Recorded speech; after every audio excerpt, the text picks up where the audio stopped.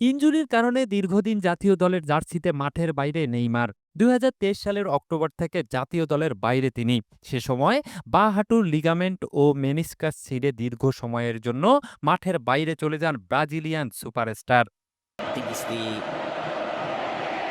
এবছরের সেপ্টেম্বর মাসে বিশ্বকাপ বাছাইয়ের দুটি ম্যাচ দিয়ে মাঠে ফেরার কথা ছিল নেইমারের, কিন্তু চোটের কারণে তাকে শেষ মুহূর্তে বাদ দেন ব্রাজিল কোচ কার্লো আনচেলত্তি। তবে ২০২৬ বিশ্বকাপে তার খেলার সম্ভাবনা এখনও আছে, তবে শর্ত সহকারে।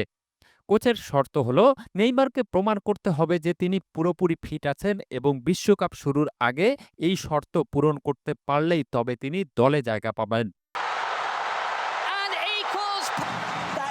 কোচ আনচেলত্তি বলেন, নেইমার কেমন খেলে সেটা দেখার কিছু নেই।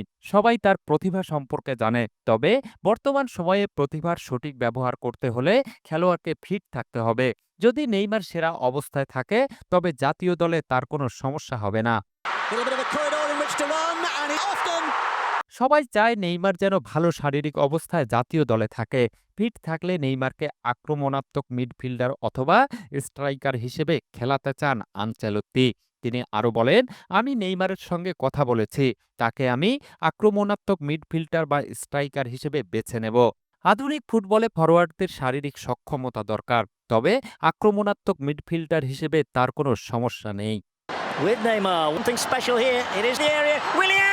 বিশ্বকাপ বাছাই পর্বের শেষ ম্যাচ হেরে পঞ্চম স্থান থেকে বাছাই পর্ব শেষ করলেও এর আগেই বিশ্বকাপে নিজেদের জায়গা নিশ্চিত করেছে ৫ বারের বিশ্ব champion Brazil. Zulfikar Jewel, Bernardo, news desk.